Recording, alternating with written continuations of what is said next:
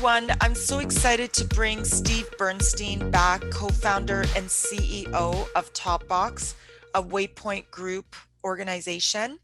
And I today would love to talk to Steve about building your loyalty programs with customers. I've invited Steve to actually show his product since he's been sharing how companies are able to use the voice of customer to build customer-led companies. But what does that even mean? And what can you extract from the voice of customers? So, Steve, welcome back and thank you for joining us. Absolutely. Thank you for having me. Always love working, collaborating with you. Thank you. Well, I want to dive right in. Steve, I'm dying to know, what is a loyalty program?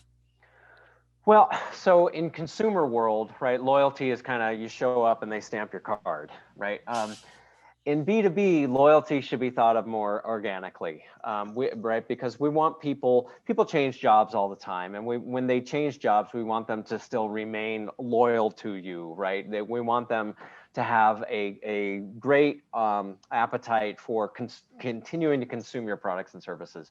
So I would say loyalty really is nothing more than just demonstrating that you care for your customers and demonstrating that you're listening to their feedback and driving the right improvements on their behalf. So loyalty is really more about what's in it for them, right? Doing something for them. Demonstrating that you care is a really big, really awesome opportunity to establish that loyalty, especially because, right? I mean, in your experience, Amelia, how many companies really do a good job of demonstrating listening and that they care?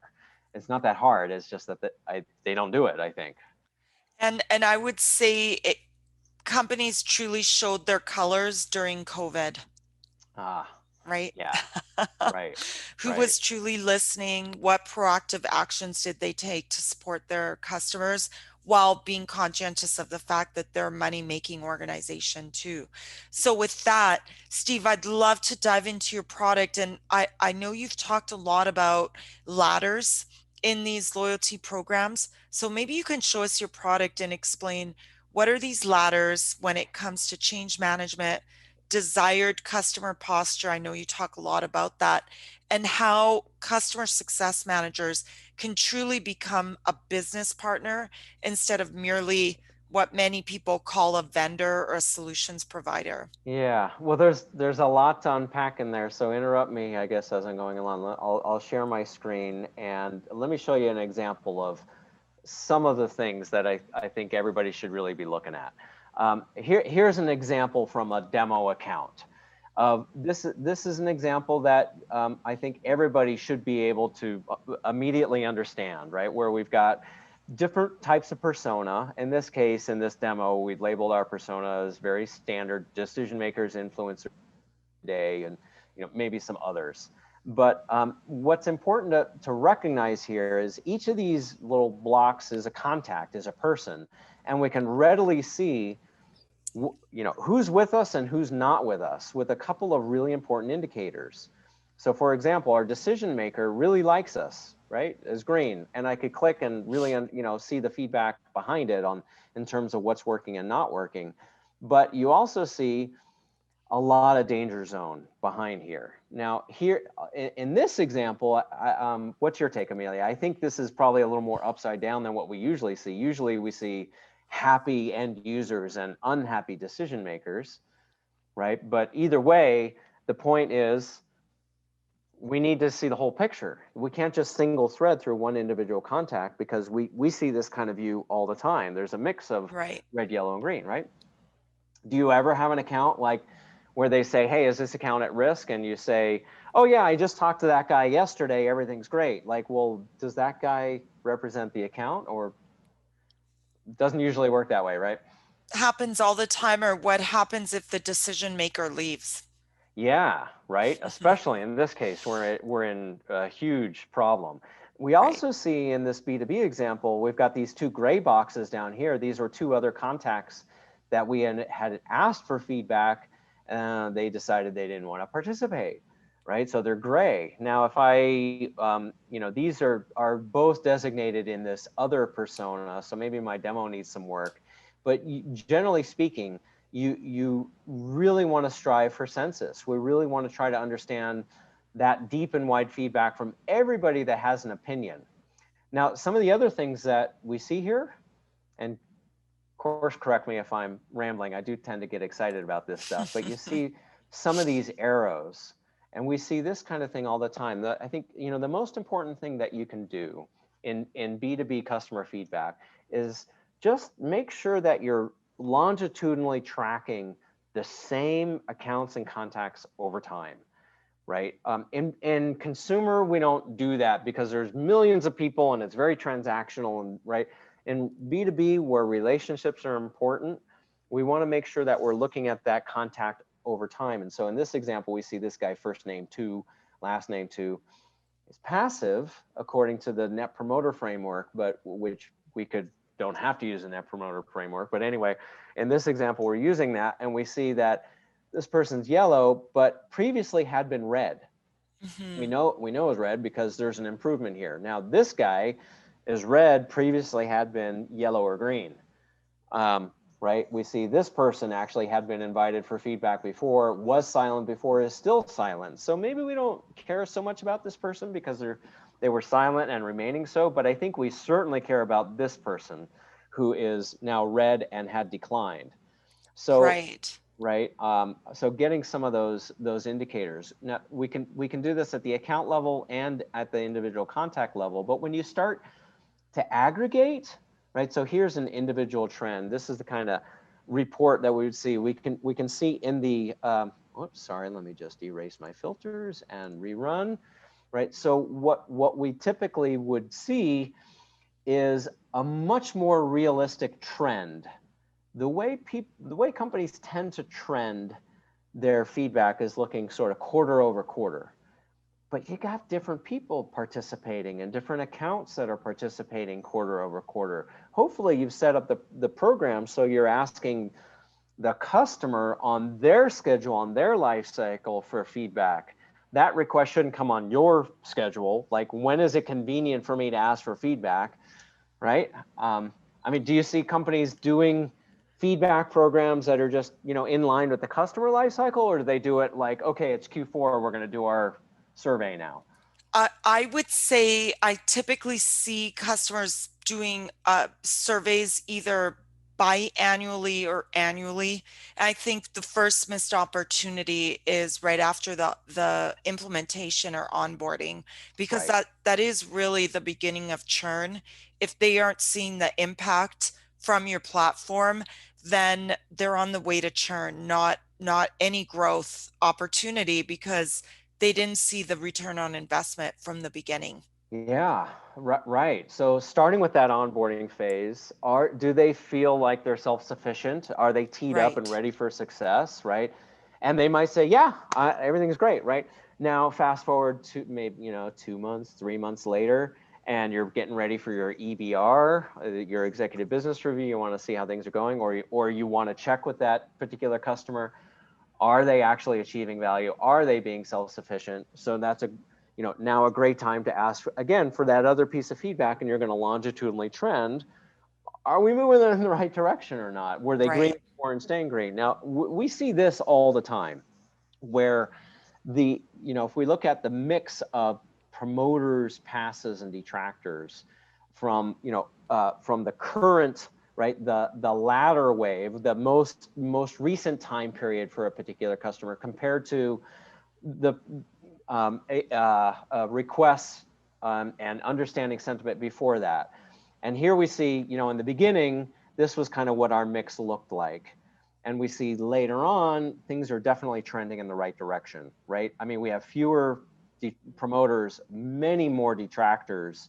And I would say from an aggregate macro perspective, right, looking broadly, if I'm the CEO and I want to understand, are my customers moving in the right direction? I would look at this and say, well, clearly not, right? So Because things are getting worse. Go ahead. yeah, so the for the audience, I'm curious, does this platform live in a customer relationship, like a CRM platform, a customer success platform? How how does someone log in and look at this information? Yeah, it's a good question. So I started within TopBox, but actually all the data that I'm showing here, all the information that I'm showing here, lives within Salesforce, and people Okay, usually access the platform directly from Salesforce. So great. if I'm looking, I'm a CSM, and I'm looking at a particular account. Very easy to see these kind of health indicators. What I was showing you before. This kind of, oops. Let's see. How do I make my share go away? There it goes. So if I go back to this view, you can see directly, from Salesforce, this kind of a view. And and I can't help but notice the CSM response rate is 71.43%. The perceived score is that a minus 20?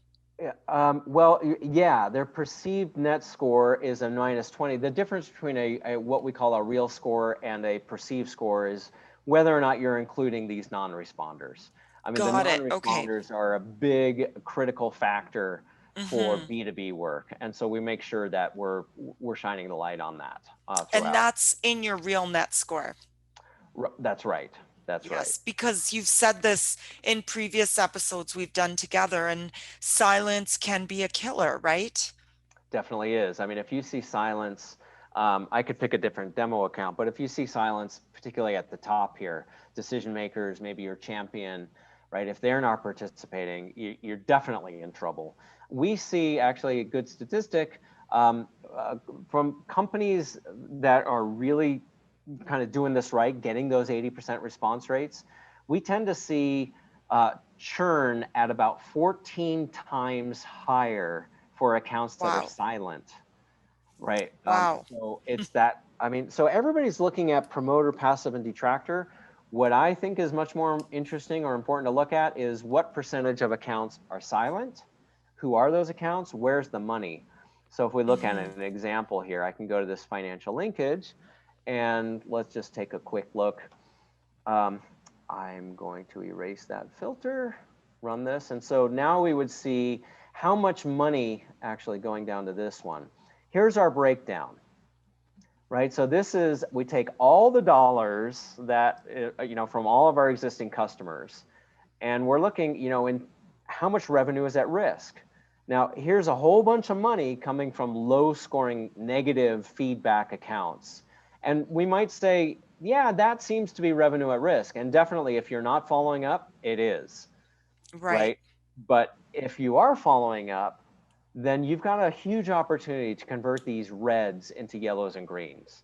And right, they're giving you a cry for help. They're telling you, I'm unhappy, I've got a problem, help me fix it. Now these guys, right, the gray guys, totally silent. We're not hearing from anybody in these accounts. We've, those accounts are going to be 14 times higher, or 14 times more likely to churn. Therefore, we need to pull in some different plays to be able to better engage these accounts. And those plays could be executive sponsor, those plays could be partners, those plays could be, pulling back in the AE, revisiting the initial value proposition, whatever it may be. Shine the light, right, on this segment as well. Right. Steve, this has been so insightful. Thank you for showing us all of this. I'm curious for people who are new to NPS or the for understanding the voice of the customer when it comes to B2B. Can you give us some key takeaways that in your experience with working with so many technology companies over the past 20 years? Well, let me, one other example, if I may, right? So a lot Yes. of times companies will segment customers, sort of small, medium, large, or tier one, two, three, strategic accounts, right? And it's really taking their inside view and sort of projecting it outwards. This account is strategic because we feel it's a strategic account, and we're going to treat this account a certain way. Now, what if the customer isn't really wanting that, right? Or what if you got a small customer that wants more assistance? I mean, there's another element to this, which is we call the relationship ladder. Let me just open this up, right? So the relationship ladder really is a two-part question that I would suggest to everybody. I know we've talked about this on other sessions with you, but understand who wants you to act like a vendor or solution provider or a business partner versus, what's your current posture? Are you working with them the way they want you to be working with them?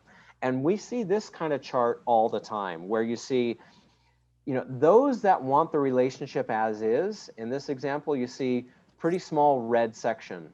Those that are seeking what we would call a relationship upgrade, they want more out of the relationship, huge number of detractors, and what an awesome opportunity. They're telling you they want more. So there's an opportunity maybe for additional success services. There's an opportunity to change your segmentation strategy. There's an opportunity to fundamentally change the way you work with those customers. But the bottom line is they're telling you what your segmentation kind of ought to be. And if you're looking at, when you start to dive in, it becomes super helpful insight.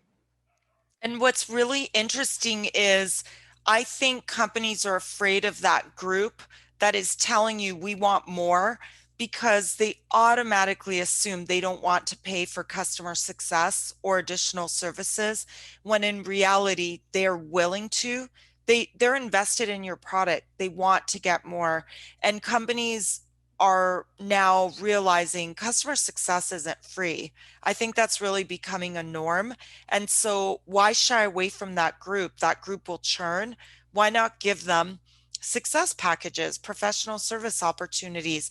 You don't have to necessarily give it or provide them those services. You can outsource it, you can certify channel partners, but have a program in place to enable your customers to be successful with your platform. Such a huge nugget of wisdom, I think, Amelia. Yeah, everybody needs to really pay attention to that because, look, whether you charge for it or not, having an offering that addresses the customer needs is really what it's all about, right? If Right. you got to make the economics work, but make sure you're meeting customer needs. If your technology doesn't do it all out of the box, and let's face it, doesn't often happen, right? Then you need some additional change management, right? You need change management isn't going to be necessarily embedded in your product. There's some additional services that generally have to go with it. I'm preaching to the choir. Steve, thank you so much. Any last piece of advice you'd give people building a voice of customer program? I would back on that. I think, take back on the change management aspect. You've got a change management aspect internally with voice of customer. People need to feel like they're being a part of the process. So I think the biggest piece of advice I would give to anybody is form a coalition of the willing, right? Kind of Mm. start small. If you can't get product to come to the table with you and want to listen to the voice of the customer, can you get sales? Can you get support? Can you get professional services? There, just go out and ask, hey, if I give you, complete feedback about the health of an account and if I could show you what's working and not working in this account, would it be useful to you? They would probably say yes. And then say, great, let's work together on defining the right questionnaire. Let's work together on defining the right cadence. Let's work together on defining the follow-up strategy so that we're all learning and growing together. I think the more you can do that, the better off you are. One last bit, which is because that programmatic element is so important, not just technology. Yes, we sell TopBox as a technology solution, but all the templates, best practices, the guidance that we use, happy to provide that to anybody that's looking. Look, you don't have to be a TopBox customer in order to benefit from our lessons learned on how to do this right. So I'd be thrilled, believe me, to have people reach out to me on LinkedIn and ask for some of these templates and materials. Obviously, we might need a little bit of back and forth so I can make sure I'm providing the right stuff, but don't go it alone. There's a lot of moving parts to this kind of stuff in B2B, and I'm happy to help. And Steve, for people who want to go to your website, where should they go to look for these resources? Well, we're under waypointgroup.org. It's all one word, waypointgroup.org. I don't know if the .com will redirect. Well, I know we own the .com. We should redirect. But anyway, waypointgroup.org. And under the resources tab, you'll see blogs and white papers, et cetera. But, so that's a good place to go. But again, happy to be more hands-on as sort of a resource manager to point you in the right direction. All right. Well, thank you so much for sharing these strategies with us, Steve. My pleasure. My pleasure. Always great to talk to you. Thank you.